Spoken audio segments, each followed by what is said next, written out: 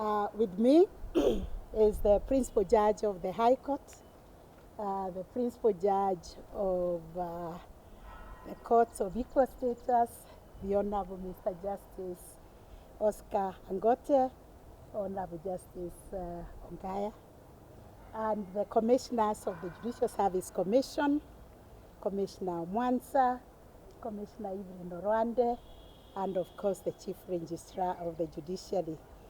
We are here to issue a statement on the intimidation and withdrawal of the security detail of Honorable Mr. Justice Lawrence Mugambi. The Judicial Service Commission has convened this press briefing, of course flanked also by members of the judiciary, to address a matter of grave concern, an action that not only undermines judicial independence, but also threatens the core principles of the rule of law and constitutionalism in our country. As it's now publicly known, Mr. Justice Lawrence Mugambi, a judge of the High Court, has been presiding over a case brought to court by the Law Society of Kenya and 3 others against the Inspector General of Police and 4 others, which is petition number E436 of 2024.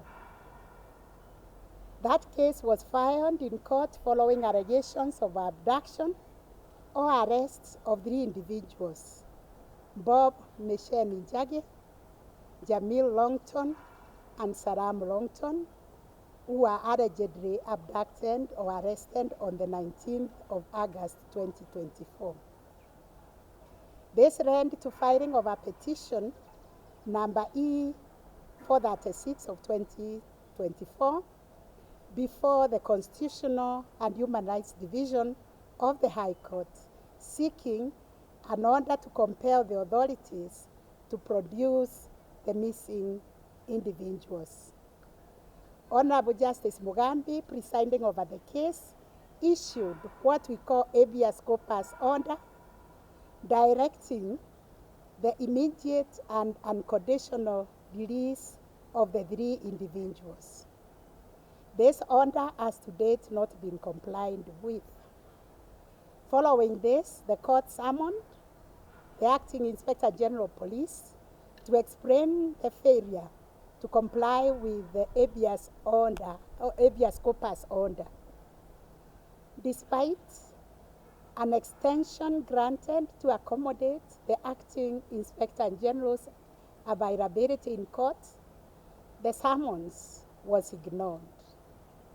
The continued defiance culminated in contempt of court proceedings, where the Acting Inspector General was subsequently found in contempt and sentenced on 13th of September 2024. In the wake of this ruling, a disturbing action was taken by the National Police Service over the weekend. The security detail assigned to Honorable Justice Mugambi were disarmed and withdrawn. This deliberate and punitive measure represents a direct assault on judicial independence, an affront to the rule of law, and a violation of the principles enshrined in our Constitution.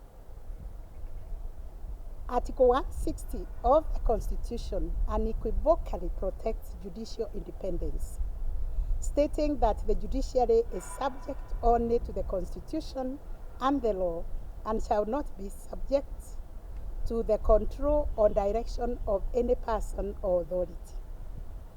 Additionally, any benefits or conditions of service related to a judge's position, including their security, must not be varied to their disadvantage, particularly in retaliation for the lawful execution of their judicial duties.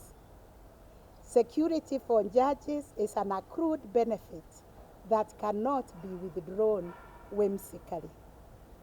the act of withdrawing the security of a sitting judge following a judicial decision that displeased certain authorities is deeply concerning.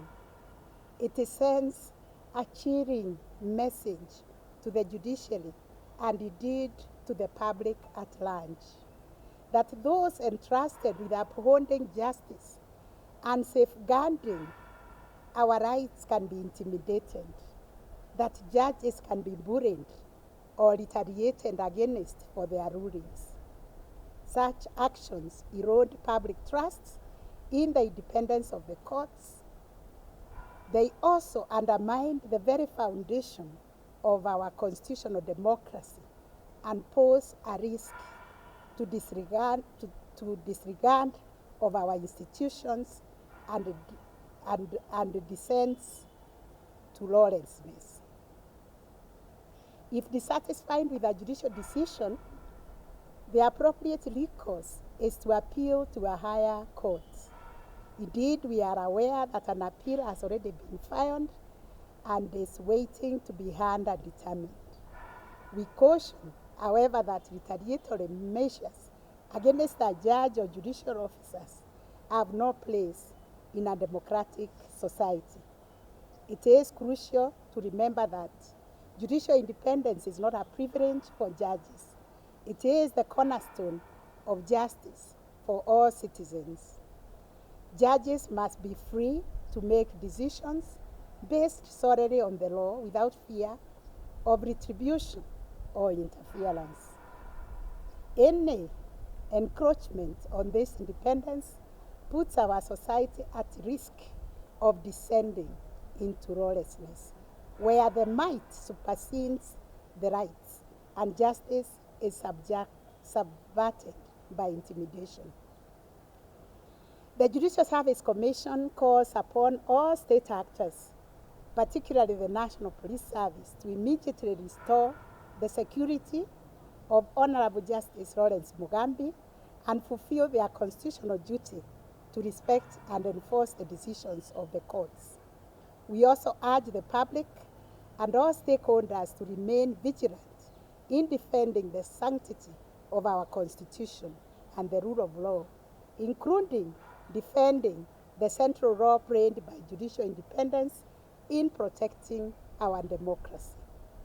We take this opportunity to reassure Kenyans that the judiciary will continue to stand firm in protecting human rights, liberties, and the rule of law. Additionally, the Judicial Service Commission strongly condemns this act of intimidation and assures judges, judicial officers, and staff that the independence of the judiciary is guaranteed under the Constitution, and the Commission